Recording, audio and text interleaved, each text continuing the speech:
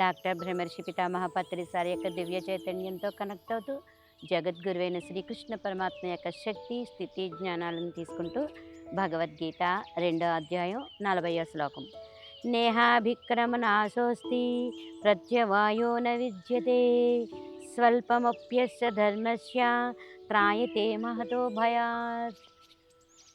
అంటే ఈ యోగంలో ప్రారంభించితే నాశనం అనేది ఉండదు, పైగా విపరీత దోషం కూడా ఉండదు. ఈ ధర్మం స్వల్పమైన గొప్ప భయం నుంచి మనల్ని రక్షిస్తుంది.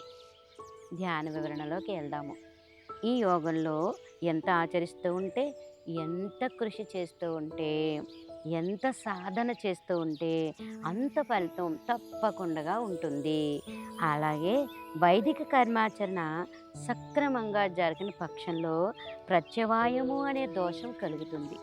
కానీ ఈ యోగం కొద్దిగా చేసినా కానీ జనన మరణ సంసార మహా భయం నుండి ఉద్ధరిస్తుంది.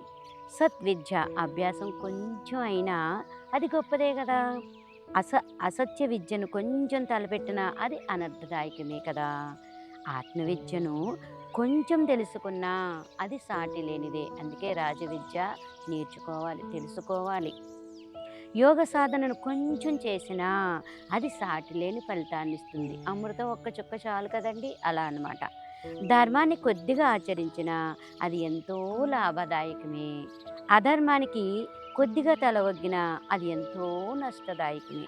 సన్మార్గంలో ప్రారంభించినది ఏది ఎప్పటికీ వృధా కాజాలదు. ధర్మ మార్గంలో ప్రారంభించి ఎంత చేస్తే అంత భవిష్యత్తుకు పునాది అవుతుంది అని చెప్తున్నారు. తర్వాత భగవద్గీత 2వ అధ్యాయం 41వ శ్లోకం. వ్యవసాయాత్మిక బుద్ధిం ఏకే కురు నందన బహుశాఖా హన్యతాచ బుద్ధయో వ్యవసాయినా. అంటే అర్జున, ఈ యోగంలో నిశ్చలమైన బుద్ధి ఒక్కటే ఏకకారణంగా ఉంటుందన్నమాట.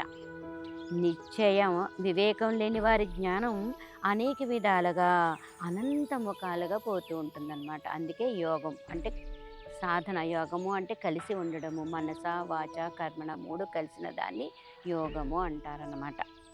ఈ ధ్యాన వివరణలోకి వెళ్దాము. ఈ యోగంలో ఎంత కృషి చేస్తే ఉంటే అంత ఫలితం తప్పకుండా ఉంటుంది. ఈ యోగాన్ని ఆచరించాలంటే కావాల్సింది ఏంటంటే స్థిరమైన నిశ్చయాత్మకమైన బుద్ధి కావాలి మనకి. స్థిరత్వం లేని బుద్ధులు లెక్కకు మించి అనేకం ఉంటాయి. పరస్పర విరుద్ధమైన లక్ష్యాలు కోరికలు కలిగి ఉంటే మనసు పరిపరి విధాలు పరుగుతీస్తూ ఉంటుంది. లక్ష్యం నిర్ణయించుకుని నిశ్చయాత్మకమైన స్థిరమైన బుద్ధితో కార్యాచరణ కొనసాగిస్తే లక్ష్య సాధనలు విజయం సిద్ధిస్తుంది.